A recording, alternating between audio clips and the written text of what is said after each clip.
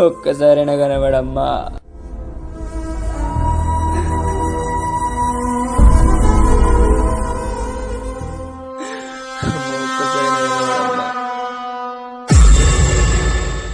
నాని, అమ్మా ఎందుకు బాధపడుతున్నావురా? ప్రతి మనిషికి బాధలుంటాయి. ఆ బాధలు దాటాకే సంతోషం ఉంటుంది. ఎన్ని బాధలున్నా సంతోషంతోనే ఉండు. నీ మనసుకు సావనే ఆలోచన అసలు రావద్దు. అలా వస్తే నువ్వు నా కొడుకువే కాదు. అమ్మా, నీకు మంచి రోజులు రాబోతున్నాయి. రాబోయే కాలంలో నువ్వే మహారాజు.